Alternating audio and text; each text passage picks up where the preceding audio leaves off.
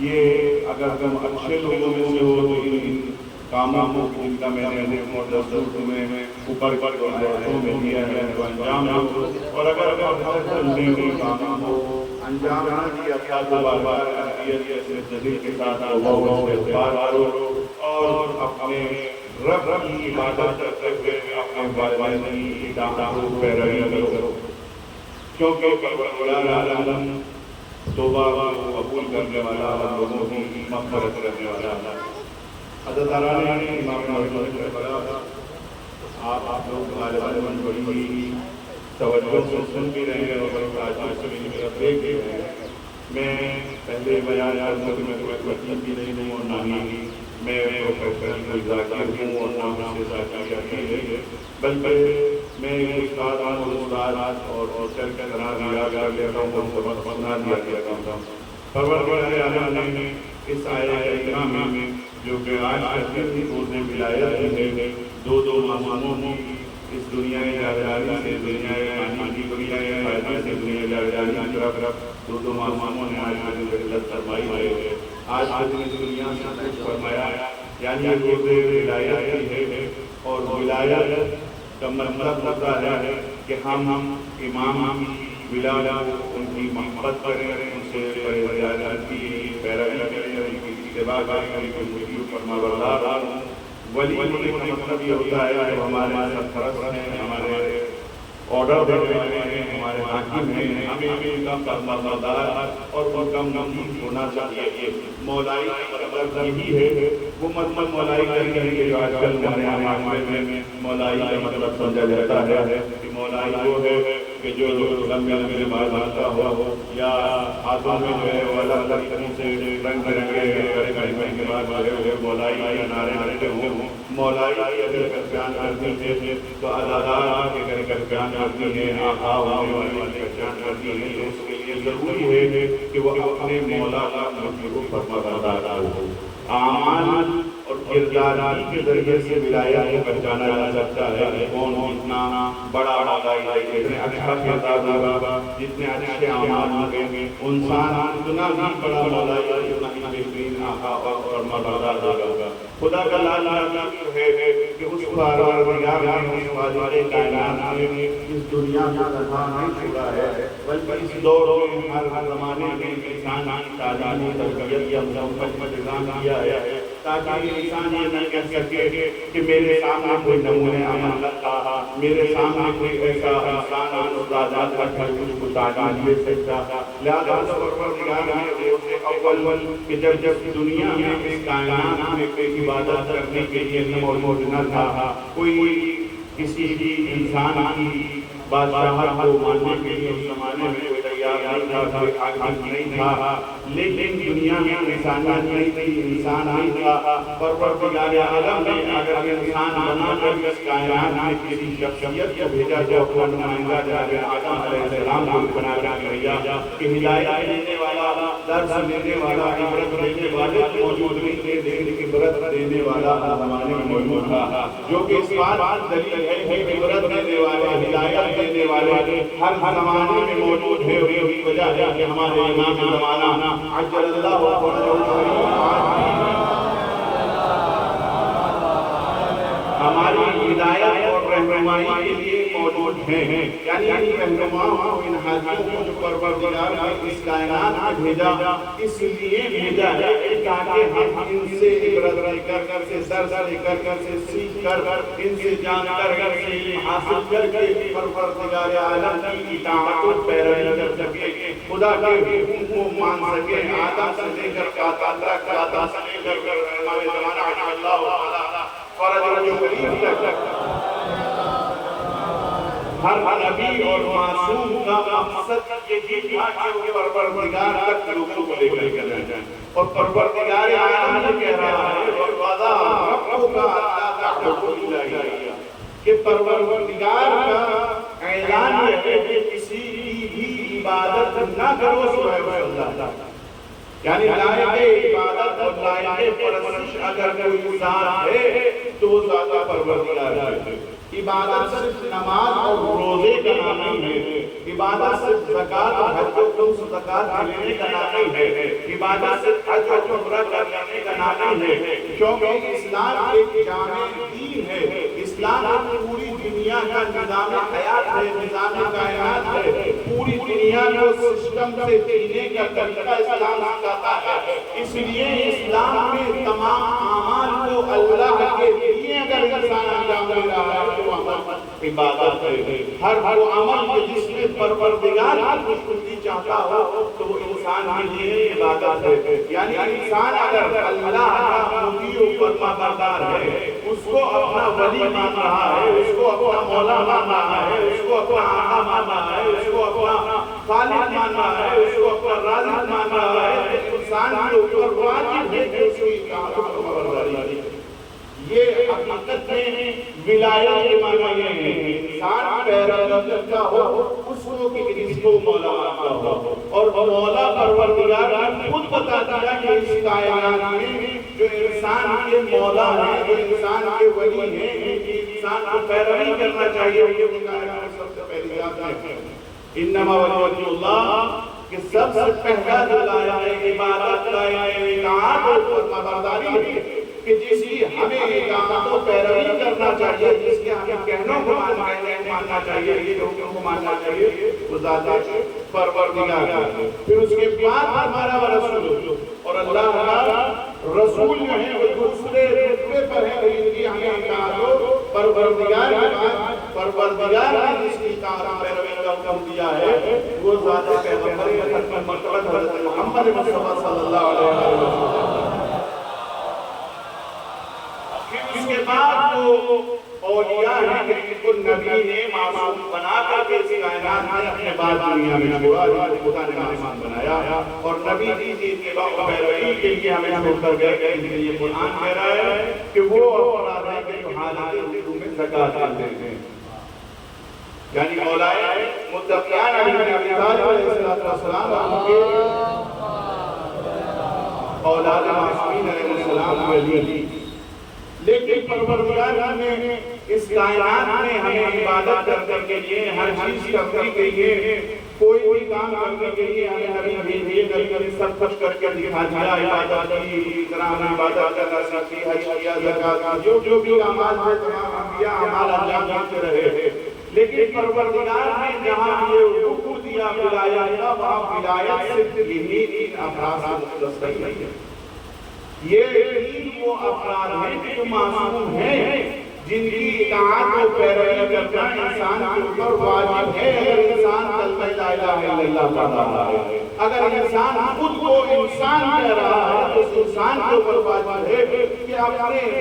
خالق کا، اپنے رازق کا، اپنے اوپر قدرت و کنٹرول رکھنے والے انسان کا، اپنے شخصیت کا، ذات کی عبادت کرے، اس کا شکر ادا کرے، اس کی ولایت کا اقرار کرے، اور اس کے حکم کی اتباع و پیروی کرے۔ لیکن اگر پروردگار نے اور نمونے اور ولایتیں نہ دی ہوئی تو ہم صحیح سے اہل بیت کی ولایت اقرار نہ کر سکتے۔ انہی ولایتوں میں سے، ولایتوں کے سلسلے میں سے ایک ولایت ہے والدین کی ولایت۔ والدین کی اطاعت و پیروی، والدین کے کہنے کو ماننا، والدین کی ولایت پروردگار نے ہمارے اوپر رکھی ہے۔ اس کا سبب بھی یہ ہے کہ ہم ایک چھوٹے سے گھر سے یہ سیکھ سکیں کہ جب ہمیں اپنے اس مصنوعی اور اس ایسے انسان کی اطاعت و پیروی کرنا واجب ہے کہ جو صرف اور صرف ہمارے اس کائنات میں آنے کا ذریعہ بنا ہے، اس کے مقابل میں ہمیں یہ اجازت نہیں ہے کہ ہم اگر وہ کافر بھی ہے، اگر غیر خدا کی عبادت کے علاوہ کوئی بھی حکم دے رہا ہے تو ہم اس کے حکم کی مخالفت کریں۔ تو جب ہمیں یہ اجازت نہیں ہے، ہمارے لیے یہ حق نہیں ہے، تو پروردگار نے ہمیں بچپن سے یہ عادت سکھا دی کہ اے بچے تو جس کو تو تیری کائنات میں ذریعہ بنا ہے آنے کا، تجھے اس کا حکم ماننا ہے، اطاعت کرنی ہے۔ اب جب ہم نے اپنے والدین کی اطاعت کے سلیقے کو سیکھ لیا، اب 15 سال تک ہم ہو گئے، 15 سال کی عمر تک یہ لڑکی 9 سال کی عمر کے بعد پہنچ جاتی ہے، تب پروردگار کہتا ہے اے میرے بندے اپنی اس لائق ہوا ہے کہ تو آ کر میری عبادت کرتا، میری اطاعت کرتا، یعنی 15 سال تک کم سے کم کا وقت ایسا جو مرد کے لیے اور عورت کے لیے 9 سال کا وقت پروردگار نے ایک پریکٹیکلی زمانہ دیا ہے کہ اس میں انسان کو تربیت دینی ہے اور انسان کو سیکھنا ہے تو اس کو کس طرح سے مطمئن فرماتا ہے۔ اسی لیے معصوم کا فرمان ہے کہ جو اپنے والدین کا موتیوں پر خبردار نہیں ہو سکتا وہ اطاعت پروردگار اور اہل بیت کی اطاعت کرے، چونکہ اطاعت اہل بیت انسان اسی وقت کر سکتا ہے کہ جب چھوٹے سے ولی خدا کی اطاعت کرے۔ ولی خدا ہے ہمارا باپ، اسی لیے قرآن میں پروردگار کہہ رہے ہیں کہ وَقَضَىٰ رَبُّكَ أَلَّا تَعْبُدُوا إِلَّا إِيَّاهُ۔ پروردگار نے کم سے کم 5 موارد ایسے ہیں کہ جہاں ہر اپنی عبادت کے حکم کے ساتھ ساتھ والدین کی اطاعت پیروی کی۔ 5 جگہ قرآن کریم میں کم سے کم ایسے ورنہ تو مختلف الفاظ میں مختلف طریقوں سے والدین کا ذکر کیا ہے، اور والدین کے شکر کے لیے، والدین کی اطاعت پیروی کے لیے، والدین کو اپنی اصلاح و ساتھ سمجھنے کے لیے، والدین کا خیال رکھنے کے لیے، والدین کے لیے میراث ہونے کے لیے مختلف آیتیں ہیں کہ خدا نے والدین کا تذکرہ کیا ہے۔ لیکن 5 آیتیں ایسی ہیں جس میں پروردگار نے اپنی عبادت کا حکم دیا ہے، اپنی عبادت کے اطاعت و پیروی اور حکم دیا ہے کہ بالوالدین احسانا، اپنے والدین کے ساتھ اچھائی۔ تو اس آیت میں پروردگار عالم اپنی اطاعت و پیروی کی بات فرما رہا ہے، وہ بالوالدین احسانا، اپنے والدین کے ساتھ اچھائی سے۔ عربی میں لفظ با جو ہے وہ تعدی کے لیے استعمال کیا جاتا ہے، یعنی یہاں پر واو عطفی ہے اور پھر با جو ہے وہ با تعدی بھی ہے، یعنی اس فعل کو انجام دینے کے لیے ضروری ہے کہ ہم بنفس کا انجام دیں۔ وَقَضَىٰ رَبُّكَ کی طرح سے پروردگار نے یہ حکم دیا ہے کہ تمہارے اوپر واجب ہے کہ تم کسی کی عبادت نہ کرو سوائے اس کی۔ اسی طرح سے پروردگار نے یہ حکم دیا ہے کہ وَبِالْوَالِدَيْنِ احسانا، تمہارے اوپر اس طرح سے عبادت پروردگار واجب ہے، اور پروردگار کی عبادت نہ کرنے کی وجہ سے تم نافرمان ہو جاؤ گے اور جنت سے مستحق نہیں ہو گے۔ اسی طرح سے والدین کی نافرمانی اور والدین کے ساتھ احسان نہ کر کے تم مرمت بارگاہ پروردگار ہو جاؤ گے، لعنت کی طرف جاؤ گے۔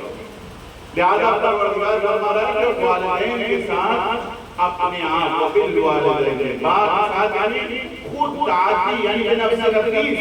یہ نہیں ہے کہ ہم والدین کو کسی کے سہارے چھوڑ دیں۔ صادق علیہ محمد امام جعفر صادق علیہ السلام کیا فرماتے ہیں؟ تمہارے اوپر واجب یہ ہے کہ تم اپنے والدین کے لیے سہارا ہو۔ تو ایک نوجوان آج سب کھڑا ہوتا ہے، کہتے ہیں یا رسول اللہ،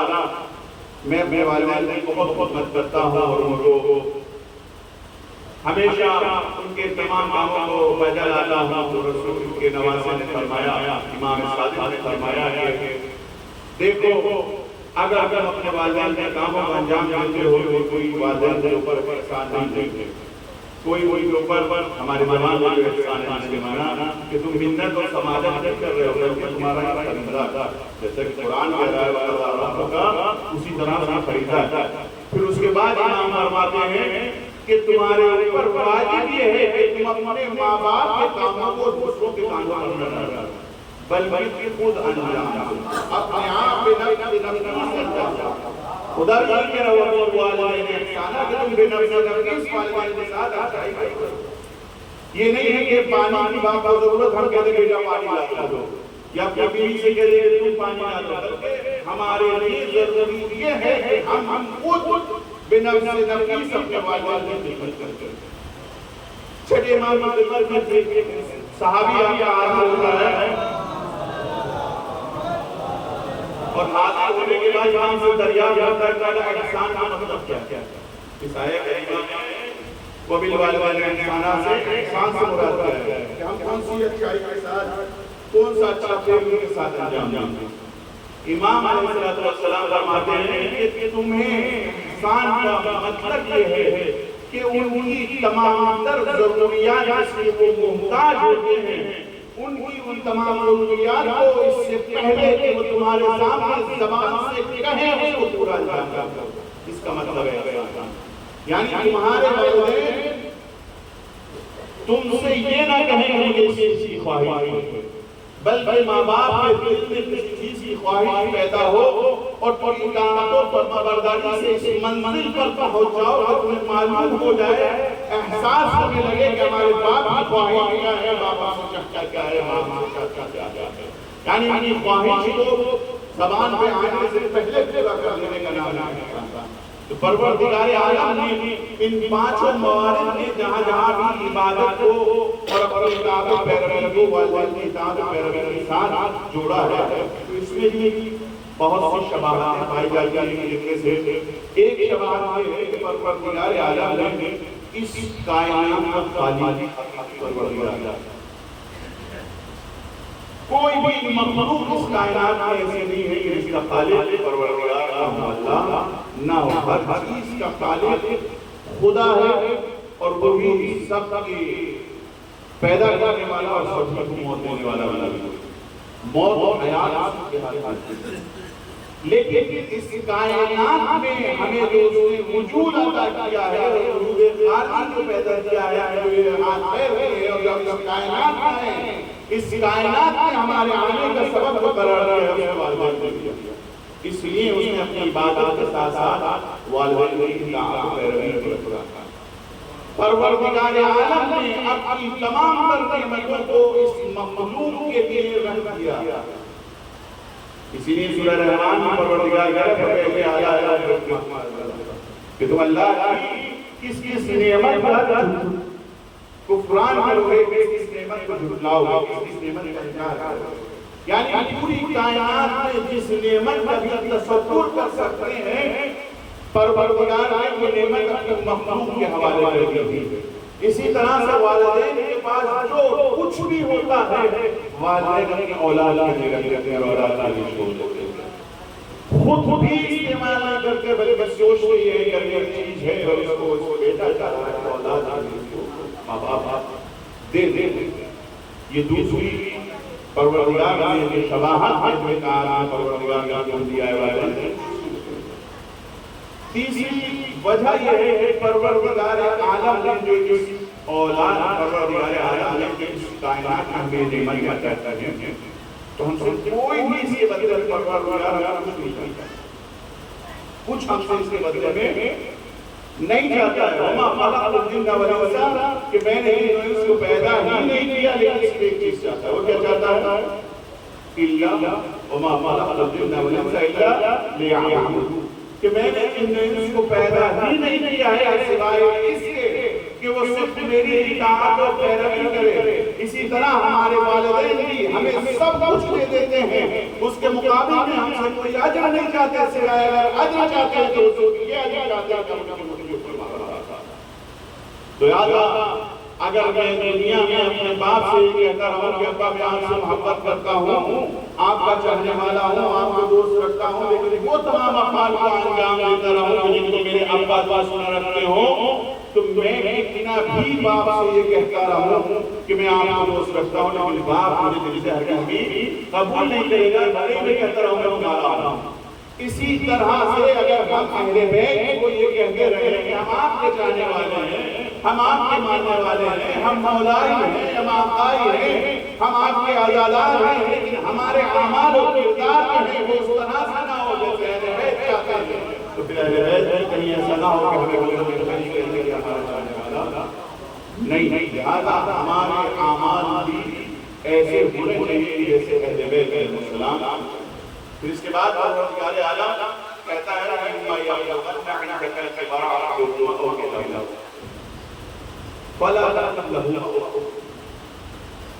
کہ اگر ان دونوں میں سے کوئی ایک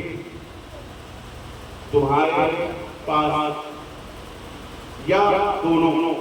بوڑھے ہو جائیں فلا تقل تو اس آیت میں پروردگار دوسرے کی طرف اشارہ کر رہا ہے کہ آج ہمارے یہاں معاشرے میں ہو گیا ہے، خاص طور سے بڑی بڑی بستیوں میں آپ جا کر دیکھیں کہ وہاں بیٹا پڑھنے کے لیے چلا گیا ہے، ڈاکٹر جاب کرنے کے لیے چلا گیا ہے، باپ کا من زندگی گزارتا ہے، بیٹے چلے گئے، اولاد چلی گئی ہے، اور ماں زندگی گزارتا ہے۔ آج جو آشرم کھولے جاتے ہیں، جو بوڑھوں کے لیے مکان بنائے جاتے ہیں، بوڑھوں کے لیے جو مرکز کھولے جاتے ہیں، ان کا سبب یہی ہے کہ آج ماں باپ کو پڑھا لکھا کر کسی منزل تک پہنچا کر ماں باپ کو اس لائق کرتے ہیں کہ وہ کچھ کہہ سکے اور کہنے والا بن گیا تو والدین کو کام ہو جاتا ہے اور والدین کو بھول جاتا ہے اور والدین دوسروں کے حوالے کر دیتا ہے۔ اسی چیز کی طرح رسول اکرم صلی اللہ علیہ وسلم کی خدمت کرتے ہیں۔ ایک خط آیا اور آنے کے بعد کہتا ہے یا رسول اللہ میں اپنے بیٹے سے ناراض ہوں، مجھے اپنے بیٹے سے دعا ہے، کہا کہ کیا دعا ہے؟ کہا یا رسول اللہ جب میرے ہاتھ رہتے تھے تو میں اس کو کھلاتا تھا، پلاتا تھا، میں نے اس کو پالا تھا اور اس کو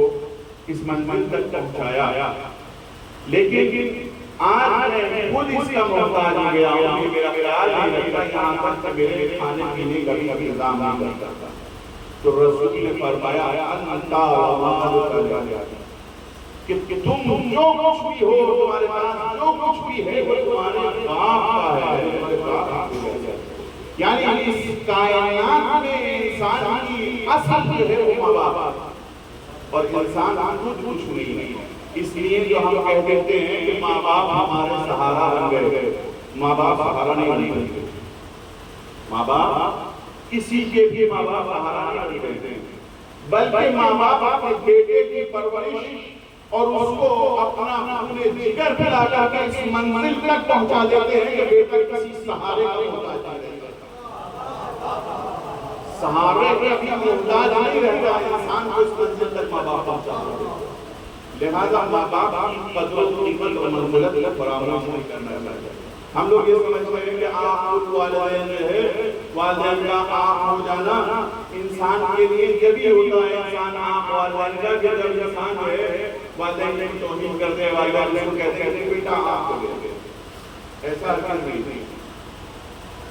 اور یہ آخر والدین مولانا کی طریقے فرمائے ہیں کہ والدین سے مراد ہمارے ماں باپ کی دنیا میں آیا ہے، بلکہ مرسل اعظم نے ارشاد فرمایا ہے انا وعلی ابوا هذه الامه کہ میں اور علی اس امت کے باپ ہیں۔ ولایت حقیقی جہاں اللہ کو حاصل ہے، ولایت حقیقی جہاں نبی اور رسول کو ہے اللہ کے بعد، وہیں اس دنیا میں اگر کوئی والد حقیقی یا سرپرست حقیقی ہمارا کوئی ہے کہ جس کا مطیع و فرما بردار ہونا چاہیے وہ اہل بیت اور ان کے بعد ہمارے والدین ہیں۔ تو جس طرح ہم والدین کے آپ ہو جاتے ہیں اس طرح اہل بیت کے امام ہو جاتے ہیں۔ میں سادات ہوں،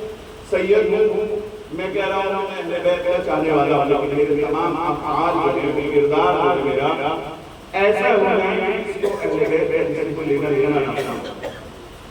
تو صحیح ہے کہ میں اولاد کی ہوں، سادات ہوں، لیکن اولاد ہو کر کے میں ناعام اولاد ہوں جس سے ان کا تعلق ہے۔ اگر میرے اعمال کردار ویسے نہیں، میری مثال نہیں، اگر میں بد کردار ہوں اور ان کا مطیع و فرما بردار نہیں ہوں، وہ لوگوں کے بیٹے جیسے، بیٹا تو تھا لیکن باپ اپنا فرمانی کر کے طوفان کا درجہ ہو گیا۔ اسی طرح سے ہمیں اس میں کوئی شک نہیں ہے کہ ہم سادات اہل بیت کرتے ہیں، شفاعت کرتے ہیں، اور کہیں نہ کہیں اور کسی نہ کسی منزل میں ہم شفاعت دی جاتے ہیں، لیکن اہل بیت ہم سے اس طرح کا جنت کا تقاضا نہیں کرتے، بلکہ اہل بیت ہم سے اس جنت کا تقاضا کرتے ہیں کہ جو جنت ہماری مشتاق ہو کہ میرا چاہنے والا کب آئے گا، اور مشتاق جنت اس کی ہوتی ہے کہ امام رضا علیہ السلام نے ارشاد فرمایا کہ جو فرد اپنی اس دنیا میں ماں باپ کا مدیوں کا مابردار ہوگا کہ جنت اس کو اپنی طرف بلانے کی مشتاق ہوگی کہ روز محشر ایک ہوا کا جھونکا یا ایک اٹھنی کی طرح سے کوئی ایسی چیز آئے گی کہ انسان کو ایسا دھکا دے کے نکل سو جنت میں ہوگا۔ یہ ماں باپ کی منزلت اور عظمت ہے کہ ماں باپ کے لیے جس ماں باپ نے ہماری اس عظمت اور اس منزل کا عمل پہنچایا ہے۔ میں کہہ رہا تھا صرف ماں باپ کے کہنے سے بلکہ انسان کے اعمال و کردار ہے جو انسان کو ماں باپ کے آنکھ بنا سکتے ہیں، آنکھ اولاد بنا سکتے ہیں۔ آج کے زمانے میں ظاہری طور سے ہمارے سامنے اہل بیت نہیں ہے، لیکن ہمارے کردار اور اعمال جو ہے وہ اہل بیت کا آنکھ بنا سکتے ہیں۔ اسی طرح سے والدین کی بھی زندگی ہی میں صرف آنکھ نہیں ہوتا ہے، بلکہ والدین کے اس دنیا سے چلے جانے کے باوجود بھی انسان آنکھ ہو جاتا ہے، کیونکہ مرنے والا جو ہے اس کی تمام تر امیدیں زندہ والے سے جاتی ہیں۔ اگر زندہ اولاد اس کے لیے عمل صالح انجام نہ دے اور اس کے خود کے کردار اچھا نہ ہو اولاد کا، تو اس کو ماں باپ اس کو آنکھ کر دیا کرتے ہیں، کیونکہ کوئی بھی باپ اس بات سے خوش نہ ہوگا کہ اس کی اولاد کی طرف انگلی اٹھا کر کیا جائے کہ اتنا بد کردار بچہ ہے، اس کے باپ کیسے اس کی تربیت کی۔ تو جہاں یہ الفاظ دنیا میں بولے جاتے ہیں ماں باپ آنکھ کر دیتے مرنے کے بعد، یعنی دنیا سے جانے کا باوجود بھی پروردگار نے یہ طاقت اور قوت اور یہ حکم دے رکھا ہے کہ صلاحیت ہے کہ انسان کا آغاز کرتا ہے، اور جو انسان آنکھ ہو جاتا ہے اس آنکھ کے لیے مرسل اعظم حضرت محمد مصطفیٰ صلی اللہ علیہ وسلم ارشاد فرماتے ہیں کہ جنت کی خوشبو 5000 کلومیٹر دوری سے انسان خوشبو کا احساس آتا ہے۔ جنت کی خوشبو کا احساس انسان 5000 کلومیٹر کی دوری سے کرے گا، لیکن وہ فرق ہے جو والدین کا آنکھ ہو، جس نے والدین کی بے احترامی کی ہو، اس کو جنت کی 5000 کلومیٹر کی دوری سے خوشبو کا احساس آتا ہے کہ جاری کے اندر۔ اسی لیے دنیا کے اندر اسلام کے اندر سب سے بڑا درجہ جو ہے وہ جہاد، سب سے بڑا درجہ جہاد ہے۔ مولانا ابی طالب علیہ السلام ارشاد فرماتے ہیں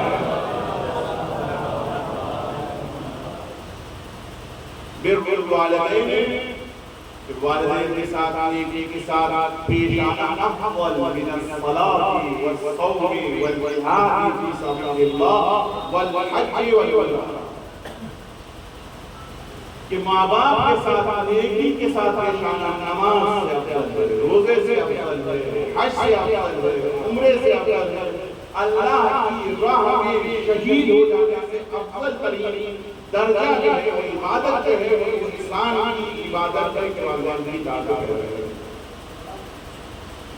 کیونکہ انسان جو اپنے والدین کا مطیع فرما بردار ہوگا وہی اللہ کی اطاعت بھی کر سکتا ہے، لیکن جو اللہ جو اپنے ماں باپ کا نافرمان ہوگا وہ جب چھوٹے سے بڑی نافرمانی کر سکتا ہے تو اس کو نافرمانیوں کی عادت نہیں پڑ جائے گی کہ آگے آگے اللہ کی نافرمانی۔ لہذا ہمیں پروردگار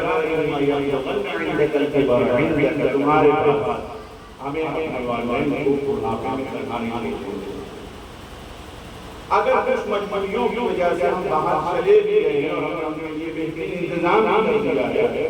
تو کم سے کم جو عقل آج کے دور میں سے رہ رہے ہیں تعلیم سے نہیں کرنا چاہیے کہ ہمیں کم سے کم روزانہ اپنے والدین کے لیے لیکن بعض جگہوں پر بعض ہمارے والدین شکایت کرتے ہیں کہ مولانا دن بھر گھنٹیاں بجتی رہتی ہیں، ہم ٹیلی فون اٹھانے کے لیے جاتے ہیں سوچ کر کے شاید ہمارے بیٹے کا بھی آ جائے، ہماری اولاد منزل یہاں جب پروردگار کہہ رہا ہے کہ بڑھاپے میں اپنے باپ کو اپنے آپ سے جدا نہ کرو، اپنے پاس رکھو، کیونکہ یہ والدین وہی ہیں جنہوں نے بچپن میں تمہیں اپنے آپ سے جدا نہیں کیا، خود ہیرے میں رہے لیکن دوسروں سے مسئلہ ہے، خود بھوکے رہے پیٹ بھر کر کھلایا، خود پریشانیاں اٹھائی ہیں لیکن تمہیں کوئی پریشانی کی طرف متوجہ نہیں ہونے دیا۔ یہ والدین وہ پھر اس کے بعد فلا اگر یہ بوڑھے ہو جائے، یہاں بہت سے بزرگ موجود ہیں میری بات بڑھاپے میں انسان چڑچڑا ہو جاتا ہے، ذرا ذرا سے بات پر انسان جو ہے وہ اس کو غصہ آنے لگتا ہے، ناراض ہونے لگتا ہے، اور بچہ بھی ایسے ہوتا ہے، اسی لیے ہمارے یہاں کہا جاتا ہے بوڑھا بچہ ایک سے ہوتا ہے، بچے کو بھی ایک چیز کی ضرورت ہو نہیں مانگا اس کو نہیں دیں گے تو ناراض ہو جائے گا، ذرا ذرا ناراض ہو جائے گا، بچے کو دیکھو کہ ذرا دیر بعد جو ہے وہ ناراض بچہ جو ہے وہ پھر آپ سے نفرت کرنے لگتا ہے۔ اسی طرح سے ماں باپ ہوتے ہیں، اسے ذرا ذرا دیر کے لیے ناراض ہو جائیں گے، غصے میں ہو جائیں گے کہ ماں باپ ابھی بھی اپنی اولاد سے ناراض نہیں ہوتے۔ اسی طرح سے جس طرح سے خالق کائنات جو ہے، جس نے ہر انسان کے لیے رزق کا انتظام کیا ہے، جس نے ہر انسان کے لیے آسائش کا انتظام کیا ہے، چاہے وہ انسان اس کا ماننے والا ہو یا نہ ماننے والا ہو،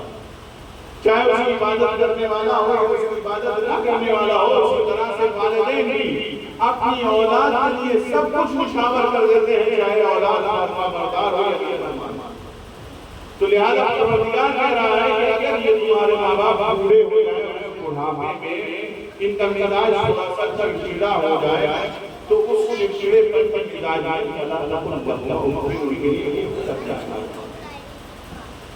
جب امام صادق علیہ السلام سے سوال کیا گیا کہ مولا فرمائیے اس سے کیا مراد ہے، اور اس کے معنی کیا ہے، اس کو کہتے ہیں، تو امام نے فرمایا عربی کا سب سے چھوٹا لفظ ہے، اگر اس سے چھوٹا بھی کوئی لفظ ہوتا تو پروردگار عالم استعمال کرتا ہے، اور ہمارے یہاں اردو میں ان کا ترجمہ کیا جاتا ہے آہا۔ کب انسان آہ نکالتا ہے، کب نکالتا ہے؟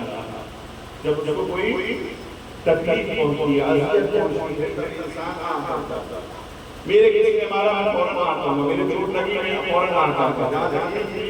کسی کی بات بری لگی میں آہ کہوں گا، یعنی میرے جگر سے جو ہے وہ آہ کو دل سے جو ہے وہ آہ نکلتا ہے کہ جب انسان تکلیف کا احساس کرتا ہے، چوٹ کا احساس کرتا ہے، اذیت کا احساس کرتا ہے، انسان کا دل سے آہ نکلتی ہے۔ لیکن اللہ عظمت والدین کی پروردگار عالم نے والدین کی عظمت اور مقام کو بیان کرنے کے لیے یہاں آئے کریمہ میں یہ نہیں کہا کہ تمہارے ماں باپ جب بڑے ہو جائیں اور وہ تم کو ڈانٹیں، ڈپٹیں، تمہیں پیٹیں، تمہیں کوٹیں، تمہیں اذیت دینے لگے تو اس وقت میں فلا تقل لہما نہ کہو، بلکہ عظمت والدین کو بیان کرتے ہوئے پروردگار نے ان تمام چیزوں کو پوشیدہ رکھتے ہوئے کہا کہ اگر ماں باپ تمہیں اف بھی کہیں تو تمہیں حق نہیں ہے کہ تم والدین میں اگر پیٹے گی تمہیں اذیت دے تمہیں حق نہیں کہ تم ان کے مقابل کرو،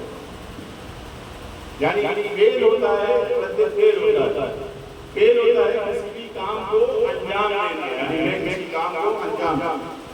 رد فیل ہوتا ہے کسی وجہ سے میں کسی چیز کو انجام دے رہا ہوں، بس ایک میں اس وقت بات کر رہا ہوں، ہاتھوں کو ہلا رہا ہوں، میرا یہ فیل، لیکن میرے کو ہمارے فوراً ایک دم سے روکنے لگا کہ رد فیل ہے اس کو روک رہا ہوں۔ اسی طرح سے پروردگار عالم کو جو کیا جاتا ہے، آہ جو جاتی ہے، اسی وقت کی جاتی ہے کہ جب ہمیں اذیت پہنچتی ہے، تو خدا کہہ رہا ہے اگر تمہارے والدین کی وجہ سے تمہیں اذیت پہنچی ہے تو سب بھی اپنے والدین کے قابل رکھنا چاہیے۔ امام رضا علیہ السلام فرماتے ہیں کہ اگر دونوں ماں باپ والے اس دنیا میں اگر کسی انسان کے ماں باپ ہیں ظالم تھے اور وہ بچے کو پر ظلم کر رہے ہیں، پیٹ رہے ہیں، اس کے ساتھ ناانصافی کر رہے ہیں، اگر اس کے باوجود بھی اس بیٹے نے اپنے باپ کی طرف ایک غصے کی نگاہ سے دیکھا تو پروردگار عالم اس کو جنت سے محروم کر دیا، جنت سے اس کو جنت میں خوشبو بھی ہو جہان نہیں کرتا۔ پھر اس کے بعد فرماتے ہیں کہ اگر کہ ماں باپ کا بھی کیوں نہ ہونا، تو جب ان ماں باپ کا احترام رکھنا اور ان ماں باپ کا احترام کرنا ہمارے واجب ہے کہ اگر کافر بھی ہوں تو چاہے وہ ماں باپ کی جو بلائی ہے، جو بیت آنے والے ہیں، جو مولائی ہیں، ان ماں باپ کا بھی احترام رکھنا چاہیے۔ آن میرا ان کو بھی نہ کرنا ولا جن کو بھی نہیں بلکہ خاموشی سے اگر ماں باپ ہمارے لیے کچھ بھی کہیں خاموش ہو جاؤ، وقل لهما قولا کریما، ان کے ساتھ بہت نرم لہجے میں والدین سے گفتگو کرو، وقل رب ارحمهما كما ربياني صغيرا۔ اور یہ بات ہے اس سے پہلے کہہ رہا ہوں کہ والدین کی اطاعت اور فرمانبرداری میں جو ہے بہت مسلمان لوگ جھکا تھا۔ یہ عنایت ہے اس چیز کی طرف کہ تمہیں اس کے حکم کے سامنے جیسے پروردگار کے حکم کے سامنے ہمیں شرع کرنے کی کوئی بھی اجازت نہیں ہے، اسی طرح سے ہمیں پروردگار کے حکم کے ساتھ ساتھ والدین کے حکم کے آگے بھی شرع کرنے کی ضرورت نہیں ہے اور اجازت نہیں ہے۔ بلکہ اگر آپ نے گھروں میں پرندوں کو دیکھا ہوگا، کبوتر کو دیکھا ہوگا، اپنے بچے کے لیے وہ دانا لے کر کے آتا ہے تو کبوتر کا بچہ جو ہے وہ اپنے پروں کو بالکل زمین سے ملا دیتا ہے، اور بالکل زمین سے ملانے کے بعد ماں باپ ماں اس کے نزدیک کر اٹھ کے لے جاتی ہے۔ اسی طرح سے پروردگار عالم ہم سے کہہ کے آ رہا ہے کہ جب ہمارے ماں باپ ہمارے سامنے آئے تو اپنے سر کو بھی نیچے کر کے اپنے ہاتھوں کو اٹھائے، ایسا نہ ہو کہ ہم تکبر اور کمنڈ کے سامنے کھڑے ہوئے اور پروردگار سے انہوں نے بچپن میں میرے اوپر رحم کیا، میرا احترام کیا، اسی طرح سے ان کا احترام فرما۔ پھر اس کے بعد پروردگار عالم کہہ رہا ہے کہ انشاءاللہ دنیا میں کھانے کی نہ کرے، اگر تم یہ سارے کام انجام دے رہے ہو کہ دنیا کو کھانے کے لیے نہیں ہونا چاہیے، دنیا کیا کہیں گے اگر ہم اپنے والدین کے ساتھ ایسا نہیں کریں گے، بھائی کے ساتھ کرتے ہیں ہمیں دنیا کیا کہیں گے، دنیا والے برا کہیں گے اگر ہم اپنے اپنا کے ساتھ اچھائی سے کرتے ہیں، اگر ہم نے باپ کے ساتھ بلند آواز بول دیا محلے والے محلے والوں کا احترام نہیں کرنا چاہیے، بلکہ خدا کہتا ہے ربکم اعلم بما فی خدا ہمارے دل جو کچھ ہے اس کو چاہتا جان جاتا، تو کس نیت سے اپنے والدین کا احترام کر رہے ہو، اس کی ہر نیت خالص چاہیے۔ اس کو جب اپنی عبادت میں ریاکاری پسند نہیں ہے تو اس کو یہ بھی پسند نہیں ہے کہ کوئی انسان اپنے اولاد کی اطاعت و فرمانبرداری کی قسمیں بھی ریاکاری کرے،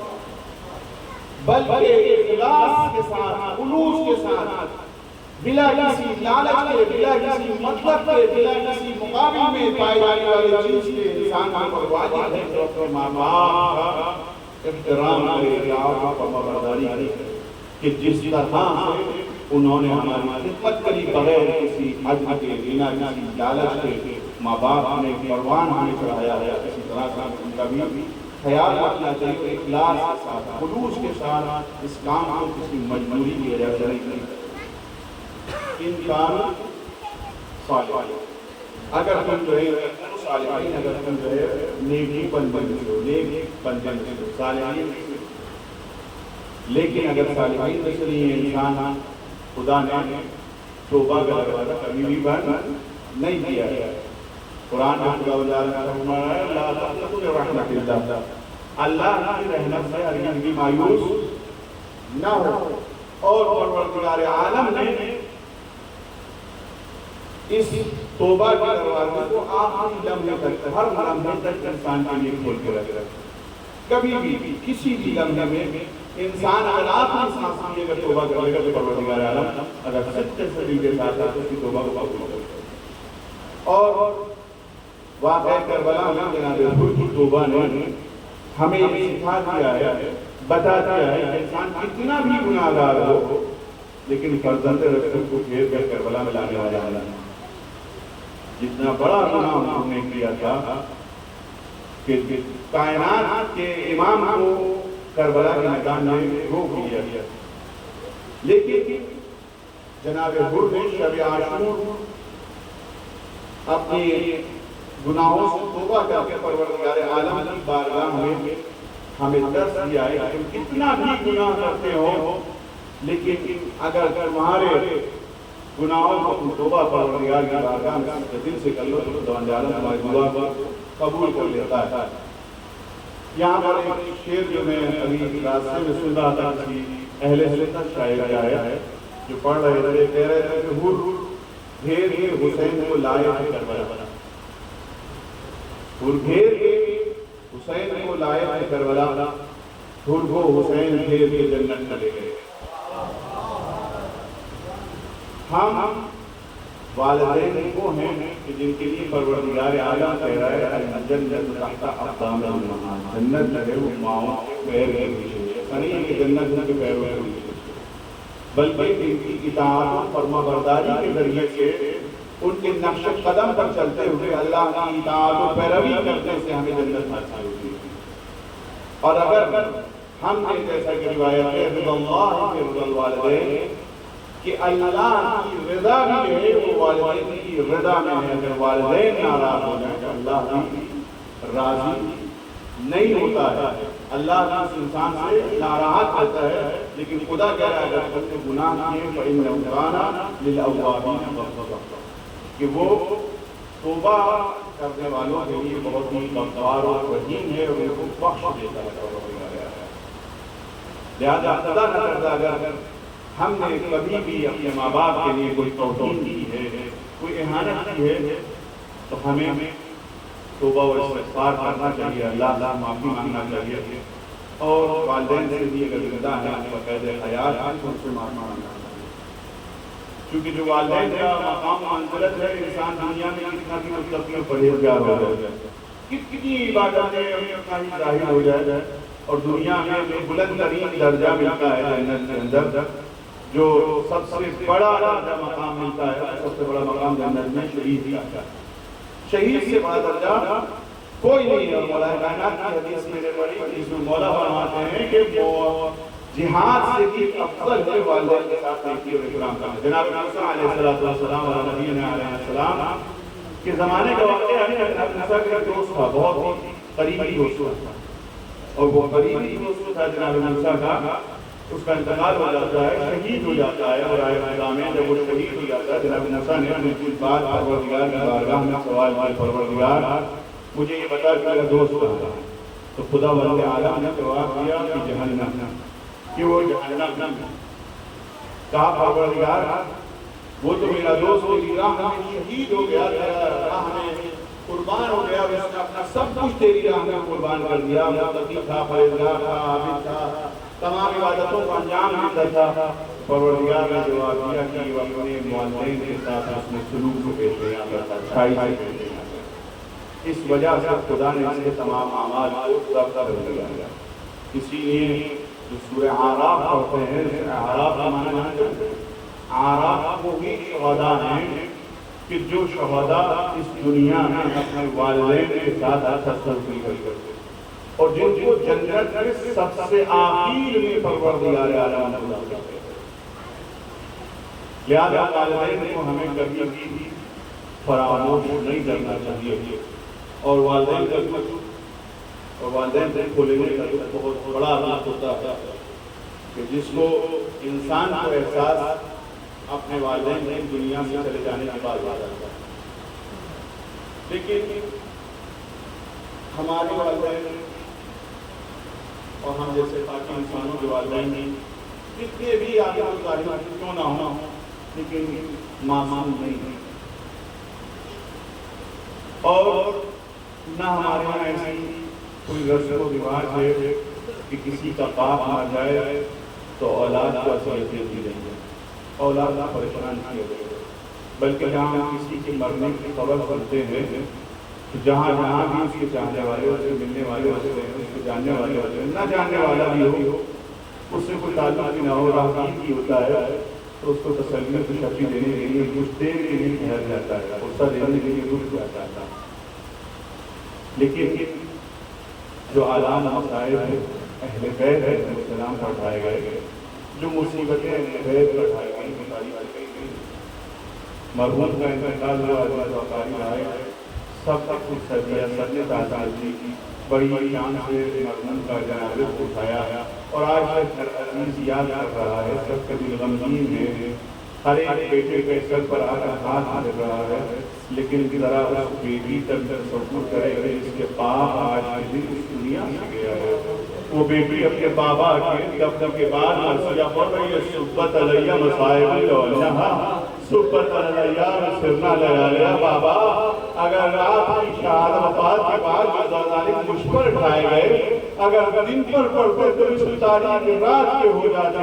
एक बेटी की ऐसा मसीहा पड़ रही है कि जो बाप अपने जमाने का शहंशाह हो, जिस बाप ने इस इंसान को इंसानियत सिखाई, जिस बाप ने इस इंसान को इंसान बनना सिखाया, तमाम अखलाक सिखाए, जिसके बाद उसके बाप के नाम पर जिसको हुकूमत पर कब्जा किया गया, लेकिन वो बेटी मरसिया पड़ रही है। बाबा आपके बाद मुझ पर इतने सितम ढाए गए कि अगर रात पर पढ़ते दिन पर पढ़ जाते तो रात की तारीख की तरह मर जाते। उस रसूल के जनाजे को सिर्फ अली ने ही उसको कफन देकर दफन किया। 3 दिन तक अली ने जनाजे को इसीलिए रखा शायद लोग आ जाए और अली के साथ मिलकर रसूल के जनाजे को उठा सके, लेकिन लोग इस तरह से रसूल को फरामोश कर चुके थे कि अली के ने तन्हा रसूल के जनाजे को दफन किया। हाँ अजीजों, एक और जनाजा जिसकी आज शहादत है, इमाम हसन मुश्तबा का जनाजा है। अरबाब मकातिल लिखते हैं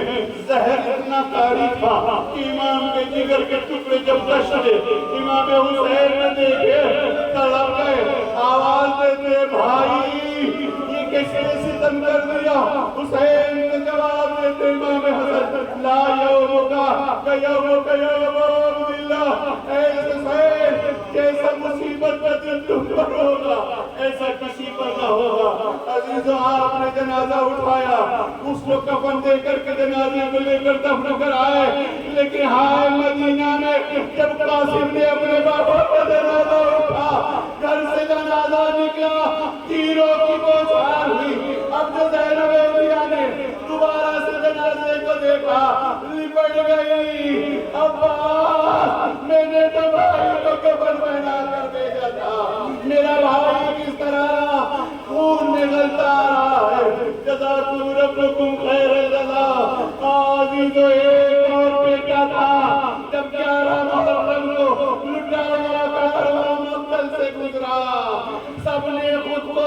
अपने अपने शहीदों की लाश पर गिरा दिया। ज़ैनब ने सैयदे सज्जाद की तरफ देखा, मेरे लाल में देख रही हूँ, तुम्हारी रूह को फसे उंगली से परवाज़ कर जाएगी। सज्जाद ने यही जवाब दिया था, उबी अम्मा, ज़ालिमों ने अपने किस्ताए जिसको तो दफन कर दिया। मेरे बाबा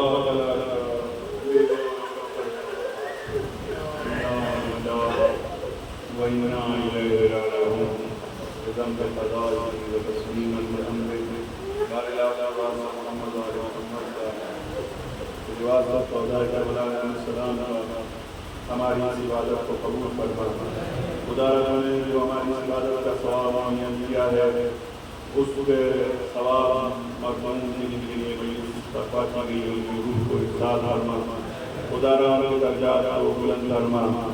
खुदा उनकी मग़फ़िरत फरमा। उनके लवाहिकीन पसमानदगान उनकी औलाद को सब्र ज़मीन अता फरमा। खुदा मोहम्मद का हमें अपने वालिदैन की इताअत फरमाबरदारी करते हुए अपनी और अपने ज़ैद और माई मासूम की इताअत फरमाबरदारी के लिए तौफ़ीक़ अता फरमा। खुदा मोहम्मद वाले मोहम्मद जहाँ जहाँ नबी में उनकी जान और माल और इज़्ज़त और हिफाज़त फरमा। परचम इस्लाम को सरबुलंदी और परचम को नफ़ाक़ और नूर फरमा। दुश्मनान इस्लाम का इसाई वाले सबूत को दुश्मनाबूद फरमा। खुदा रहमत अहले बैत अलैहिस्सलाम मकामात मुक़द्दसा की हिफाज़त फरमा।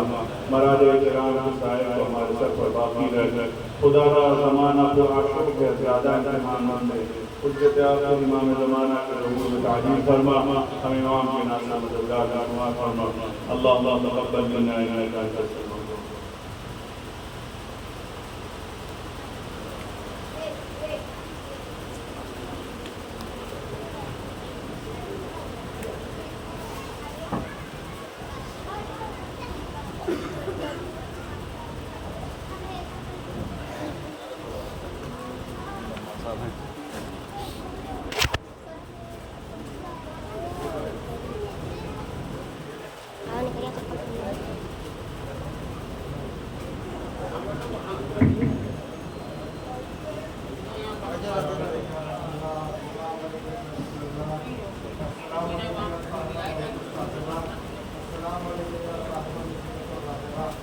لقد أصبح كتاب الله فيك مهجورا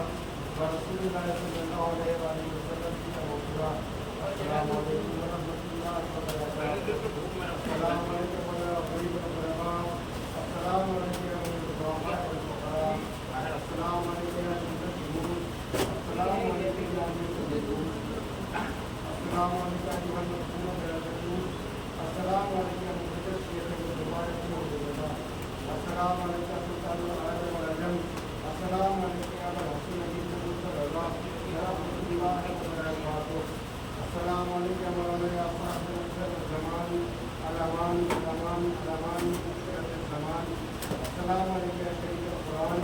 السلام عليكم يا مظهر الإيمان. السلام عليكم يا من رزقنا هذا كل الله تعالى فرجك وصلى الله